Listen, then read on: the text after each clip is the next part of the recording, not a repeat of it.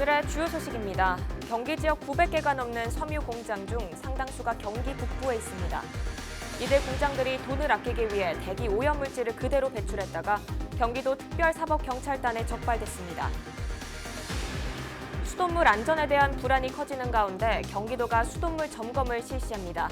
이번 점검에서는 방사성 물질 포함 여부를 집중 조사할 예정입니다. 경기도가 남북을 연결하는 세계에서 가장 긴 다리를 건립하기로 해 실현 가능성에 관심이 모아지고 있습니다. 2.48km의 이 다리가 건립되면 민간인들이 왕래하는 용도로 사용될 예정입니다. 양주시의회가 2019년 제2회 추경 예산안 심사에 들어갔습니다. 이번 추경 예산안의 전체 규모는 8,790억 원입니다.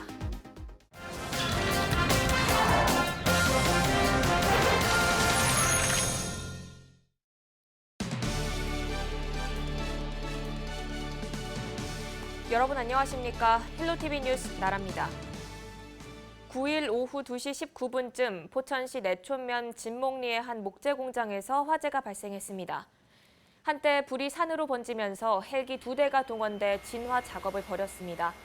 화재로 인한 인명피해는 없으며 소방당국은 정확한 피해 규모와 화재 원인을 조사하고 있습니다. 경기 지역에는 900개가 넘는 섬유 염색 공장이 있습니다. 그중 70%가 북부 지역에 밀집해 있는데요. 돈을 아끼기 위해 대기 오염 물질을 그대로 배출한 업체들이 적발됐습니다. 김초롱 기자가 취재했습니다.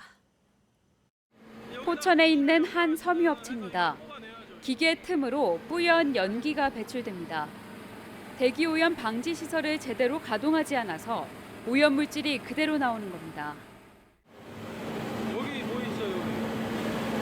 여기 나오는 거. 저쪽에서 못 빨아들이니까 다 일로 나오잖아요. 이게 지금 다 배출가스가 나오는 거잖아요. 맞죠? 근데 이게 너무 심한데요, 나오는 게. 양주에 있는 또 다른 섬유업체입니다. 보풀 작업을 하는 업체인데 먼지 제거 장치 없이 2년간 운영했습니다. 그 안에 필터, 백필터나 이런 게 하나도 없잖아요. 텅텅 비어 있잖아요. 그죠? 대기 오염 물질을 불법으로 배출해온 경기도 섬유 염색업체 10곳이 덜미를 잡혔습니다. 대부분이 중소업체로 비용 절감을 위해 불법 행위를 저질렀습니다. 경기도 특별사법경찰단은 적발된 업체를 형사 입건했습니다. 섬유 염색을 하는 중에 고열 처리하면서 악취나 그다음에 유해가스, 먼지 등이 배출하게 됩니다. 특히 VOC 부분에 있어서는 벤젠이나 포름알데히드 같은 신경계를 자극하는 발암 물질이 그 안에 포함될 수 있습니다. 대기오염 방지 시설을 설치하지 않거나 가동하지 않을 경우 7년 이하의 징역 또는 1억 원 이하 벌금형을 받게 됩니다. 헬로티비 뉴스 김초롱입니다. 경기도가 남북을 연결하는 세계에서 가장 긴 다리를 건립하기로 해 실현 가능성에 관심이 모아지고 있습니다. 최근 남북미 정상회담으로 다시 한반도 평화 분위기가 조성되면서 경기도가 한강 하구에 대한 남북 공동개발 청사진을 제시했습니다. 경기도는 한강 옛 포구를 복원해 남북 교류에 활용해야 한다며 이를 위해 김포 조강포구와 북한 개풍군을 연결하는 도보다리를 설치해야 한다고 덧붙였습니다. 2.48km의 이 다리가 건립되면 세계에서 가장 긴 다리가 될 것으로 전망되며 민간인들이 왕래하는 용도로 사용될 예정입니다. 충남 청양에서 우라늄 사태가 발생하는 등 수돗물 안전에 대한 불안이 커지면서 경기도가 수돗물 점검을 실시합니다. 도는 오는 11일부터 2020년까지 수도시설 730여 개소를 대상으로 우라늄과 라돈 등 자연 방사성 물질 포함 여부를 조사합니다. 부적합한 시설의 경우 사용 중지 등의 조치를 취할 계획입니다. 양주시의회가 추가 경정 예산 심사에 돌입했습니다. 시의회는 9일 제307회 임시회 제2차 본회의를 열고 양주시가 제출한 2019년도 제2회 추가 경정 예산안을 심사했습니다. 이번 추경 예산안의 전체 규모는 8,790억 원으로 일반 공공행정 분야 149억 원 등입니다. 시의회는 오는 12일에 열리는 제3차 본회의에서 추경 예산안을 처리할 예정입니다.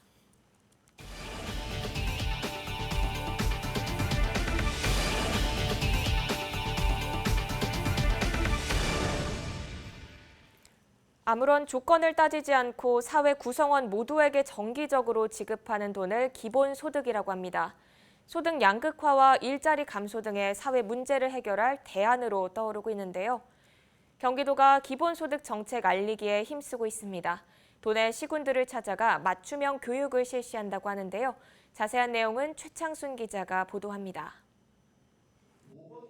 경기도가 양주시청에서 기본소득을 주제로 맞춤형 교육을 실시했습니다. 100명이 넘는 시청 공무원들이 참석해 기본소득에 대한 뜨거운 관심을 보였습니다. 교육은 김찬휘 정치경제연구소 대한부소장의 기본소득 ABC를 주제로 한 강연으로 시작됐습니다. 기본소득의 이해를 높이기 위해서 기본 개념과 오해, 특징 등을 알기 쉽게 설명했습니다. 사실 굉장히 쉬워요. 네. 정기적으로 주는 돈인데 개인 모두에게 무조건적으로. 바통을 이어받은 조계원 경기도 정책수석은 경기도 기본소득 정책의 추진 방향을 설명했습니다. 청년 기본소득을 비롯해 농민 기본소득과 문화예술인 기본소득 등을 발표했습니다. 창작 능력을 확대하는 데서 최소한의 삶이 보장되면 그분들의 창조성은 더욱더 확대될 수 있는 것이고. 임진 경기도 정책개발지원단장은 경기도 기본소득 지급수단인 지역화폐를 소개했습니다. 불평등과 불공정, 자영업이 많은 우리나라의 현실 여러 개를 놓고 봐도요. 좀 그냥 써도 돼요. 경기도는 기본소득 정책의 공감대를 확산하기 위해 오는 9월 말까지 도내 시군들을 찾아다니며 맞춤형 교육을 이어나갈 계획입니다. 경기주TV 최창순입니다. 전국 우정 노동조합이 당초 9일로 예정했던 총파업을 철회했습니다. 토요 업무를 대신할 위탁택배원 등 인력 증원과 내년부터 농어촌 지역 주 5일제 시행 등에 합의한 건데요. 일단 급한 불은 껐지만 우정 업무 전반에 대한 시스템 개선이 필요하다는 지적입니다. 어떤 구조적인 문제가 있기 때문일까요? 그동안의 주요 우편 업무 통계를 이윤종 전현매 기자가 자세히 정리했습니다. 지난달 19일 당진 우체국 소속 집배원인 49살 강모 씨가 숨진 채 발견됐습니다. 사망 원인은 뇌출혈로 밝혀졌는데요. 뇌심혈관계 질환의 경우 장시간 노동이나 스트레스 등이 그 원인으로 꼽힙니다. 고인은 지난 3월 건강검진에서도 특이 소견이 없었던 만큼 결국 과로사 쪽에 무게가 실리고 있는 상황입니다. 네, 그렇기 때문에 우정노조는 인력을 늘려달라고 주장합니다. 반면 우정사업본부는 그동안 어려운 상황 속에도 인력을 최대한 증원해왔다고 해명하고 있죠. 많은 집배원들이 이렇게 과중한 업무를 하고 있다고 토로하는데 정작 우리 주위에서는 편지를 주고받는 사람을 찾기가 하늘의 별따기입니다. 실제 통계를 좀 살펴볼까요? 아무래도 온라인이 발달하면서 우편 이용률이 예전만큼 높지 않은 게 사실이죠. 지난 2003년 3,700여 곳이 넘던 우체국 숫자는 지난해 3,400여 곳으로 15년 사이에 280여 곳이 문을 닫았습니다. 우정사업본부는 최근 5년 동안 우편 물량은 지속적으로 감소 추세에 있다는 입장입니다. 그렇군요. 요즘은 우체통 찾기도 쉽지 않은데 실제로 우체국 숫자도 해마다 줄고 있습니다. 그런데 이 수치도 좀 자세히 따져볼 필요가 있을 것 같습니다. 현재 우편 물량 수치가 20년 전과 비교했을 때 사실 큰 차이가 없다고요? 그렇습니다. 지난 2002년 국내 우편 물량은 55억 건으로 정점을 찍은 뒤에 지난 2011년까지 큰 변화가 없었습니다. 인터넷 등 온라인 통신이 발달한 이후였는데도 말이죠. 이 우편물 수를 종류별로 좀 자세히 살펴볼까요? 우편물은 일반 우편물을 뜻하는 일반 통상과 수취인 서명이 필요한 등기 우편 등의 특수 통상, 그리고 소포의 경우 보통 소포와 역시 받는 사람의 확인이 필요한 등기 소포로 나뉩니다. 그런데 수취인의 확인을 받아야 배달이 완료되는 이 등기 소포 물량이 지난 10년 사이에 2배 이상 증가했습니다. 마찬가지로 받는 사람의 서명이 필요한 등기 우편, 즉 특수 통상 물량도 지난 10년 사이에 그렇게 크게 줄지는 않았습니다.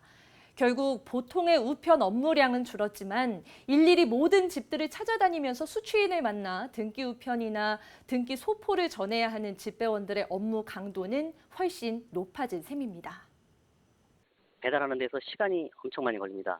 뭐 일반 통상 우편물은 그냥 우체함에 그냥 놓고 지나가면 그만이지만은 등기 소포 같은 경우는 전화를 일일이 해야 되고 또 확인을 해야 되고 어디에 갖다 달라 그러면 그 위치를 갖다 줘야 되고 그러다 보니까 업무량도 증가가 되고 시간도 많이 걸리고. 네, 이 올해만 집배원 9명이 과로사로 숨졌는데 이 정작 집배원의 업무 강도를 높이는 주범인 등기 우편 업무에 대한 대책은 소홀한 것 같습니다. 일반적으로 배달 중 분실이 되거나 훼손이 되면 큰일 나는 물품은 이 등기로 취급하는 것이 원칙인데요. 그렇기 때문에 사회가 발전할수록 또 1인 가구가 늘어날수록 등기 취급 업무가 늘어나고 있는 것 같습니다. 인력 증원에도 좀 한계가 있을 것 같은데 이 디지털 시대의 등기 우편 업무, 지금과 같이 일일이 이 집배원들이 수취인에게 확인을 좀 받아야 될까요? 네, 아무래도 이 현재의 등기 업무가 사회 변화에 걸맞지 않게 운영되고 있는 건 분명해 보입니다. 우정사업본부 자료를 직접 분석한 정보분석 전문 기자의 이야기 들어보시죠. 우정사업본부가 업무 강도의 증가를 그냥 사람의 증가, 인력의 증가로만 해결하는 상황으로 볼 수 있는 거거든요. 이 디지털 시대이기 때문에 정부가 좀 적극적으로 나서서 굳이 불편하게 등기우편을 꼭 손으로 받아야 하는 일들을 전자우편이나 어떤 전자인증으로 좀 줄여야 하는 노력이 필요할 것이고요. 그리고 두 번째로는 우정사업본부 역시 우편물 관리 시스템 플랫폼을 조금 디지털하고 그냥 일반적인 한 건을 처리했다가 아니라 어려운 일이 뭐다, 사람이 더 공이 들어가는 일이 뭐다를 좀 가려낼 필요가 있습니다. 네, 우정사업본부 자료를 직접 분석한 정보분석 전문 기자의 이야기 듣고 왔습니다. 이 시대 변화에 따라 달라지고 있는 우정 업무, 어떻게 좀 바뀌어야 할까요? 네, 노사 양측의 갈등을 좀 줄이고 보다 효율적인 우정 업무를 위해서는 업무 강도에 걸맞는 인력 충원 못지않게 디지털 시대에 부응하는 근본적인 구조 개선이 시급해 보입니다. 네, 지금까지 헬로티비 뉴스 이윤종, 전현미입니다. 네, 일단 급한 불은 껐지만 우편 업무 전반에 대한 구조 개선은 꼭 필요해 보이는데요. 디지털 시대로 전환된다 하더라도 고령자들은 직접 우편문을 받는 경우가 많기 때문에 정부와 우정당국의 보다 세심한 후속 대책 마련을 기대해 보겠습니다. 계속해서 다음 소식입니다. 주말 동안 무더위로 힘드셨던 분들 많으실 겁니다. 에어컨 없이는 살기 힘든 요즘인데요. 에어컨으로 인한 화재도 늘고 있습니다. 특히 필터는 청소하지만 에어컨 실외기는 신경 쓰지 않는 경우가 대부분인데요. 화재 예방을 위해서는 실외기 점검이 필수라고 합니다. 심다혜 기자가 취재했습니다. 검은 연기가 건물을 삼킬 듯합니다. 건물 밖 에어컨 실외기에서 시작된 화재입니다. 전국에서 에어컨과 실외기에서 난 화재는 567건, 11명이 다치거나 숨졌고 25억여 원의 재산 피해가 났습니다. 화재의 절반은 에어컨 실외기에서 시작됐습니다. 전선 합선 때문에 불이 나는 경우가 가장 많습니다. 에어컨과 실외기를 연결하기 위해 전선을 여러 개 잇는 경우입니다. 때문에 선이 짧으면 긴 선으로 교체하는 것이 좋습니다. 에어컨을 사용하기 전에는 실외기 내부를 청소하거나 점검받아야 합니다. 사용한 지 오래된 에어컨 실외기일수록 내부에 먼지가 쌓여 있을 확률이 높은데 먼지나 습기는 화재의 전기 합선을 일으킵니다. 사용자들은 전기적인 부분에 대해서 전문 지식이 없기 때문에 그 노후된 그 에어컨이라면 그 제조사에 대해서 점검을 받는 게 좋을 것 같습니다. 에어컨 실외기 주변 화재 위험 요소를 살피는 것도 중요합니다. 후미진 곳에서 실외기가 설치되어 있다 보니까 쓰레기 등이 전기 그 스파크에 옹기에 붙어서 발화되는 경우가 많아요. 실외기 주변에 먼지, 낙엽 등을 제거하시고 그 미연에 차단을 하면 좋겠습니다. 냉방기기 화재 10건 중 8건은 여름철인 6월에서 9월 사이에 발생했습니다.